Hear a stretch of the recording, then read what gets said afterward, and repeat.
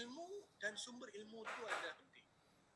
Kita sebenarnya antara sebab yang kita hadapi banyak stres sekarang adalah memuakan terlalu banyak maklumat yang bukan ilmu.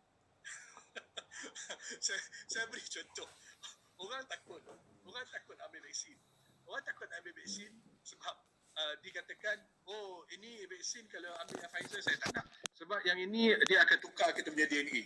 Dia kita tanya dia dapat daripada mana maklumat tu, oh dia cakap dengan kita itu datang daripada WhatsApp yang dia baca. Kemudian kita dengar cerita lain pula, oh saya tak nak ambil yang vaksin yang China punya. Pasal apa? Pasal yang China punya tu tak laku. Dia tak elok. Vaksin yang lain ni laku. Jadi akhirnya dia jadi lagi stres. Padahal nasihat dari pakar adalah vaksin ni nak menghasilkannya teknologinya mungkin berbeza-beza. Tetapi vaksin terbaik adalah yang terbaik masuk ke dalam badan. Tapi yang pakar berulang-ulang tak sebut, dia tak dengar. Yang dia asyik dengar adalah kawan dia hantar WhatsApp. Kawan dia kerja apa? Jiran dia bisik kat dia pasal berita ni. Jiran dia siapa?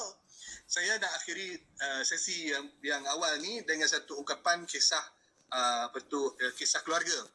Kisah daripada Tengku Daud Berih, moyang saya. Tengku Daud Berih adalah seorang yang masyhur di Aceh dan Indonesia kerana beliau merupakan governor pertama Aceh dan antara pemimpin kemerdekaan Aceh melawan Belanda dulu. Ada satu kisah beliau sewaktu memimpin Aceh dengan Persatuan Ulama Seluruh Aceh. Mereka nak memulakan pemberontakan melawan Belanda. Masalahnya tak ada senjata api. Ada senjata tombak, ada senjata pedang tapi tak ada senjata api. Jadi duduklah ulama dalam persatuan ni, duduk mentelaah ramai-ramai dan memikirkan macam mana caranya. Akhirnya ditanyakan, adakah siapa-siapa nak memberi komitmen sukarela untuk mendapatkan senjata api? Bangun seorang pendekar dan mengatakan, saya akan pergi ambil senjata api ni demi perjuangan. Jadi dia pergi dan tidak kembali. Kali kedua mesyuarat, bincang lagi. Dan sekali lagi seorang pendekar bangun kata, saya pula akan ambil keputusan untuk mendapatkan senjata api. Dan beliau pergi, dan bila pergi, tidak kembali lagi. Akhirnya ulama' ni semua duduk dan berfikir, dan seorang ulama' bercakap, mengikut pengajaran agama kita, untuk apa-apa pun tugas, perlulah dengan ahlinya. Maka mereka memanggil seorang pencuri, dan menyatakan kepada pencuri tersebut, kami perlu senjata api, boleh tak? Pencuri itu pergi dalam 2 jam balik dengan secukupnya senjata api untuk kegunaan pemberontakan. Jadi daripada anekdot ini saya harap ada kefahaman. Kalau dalam zaman dulu-dulu ni boleh diterimakan dan diampunkan dosa seorang yang mencuri demi kebaikan yang ramai kerana keahliannya.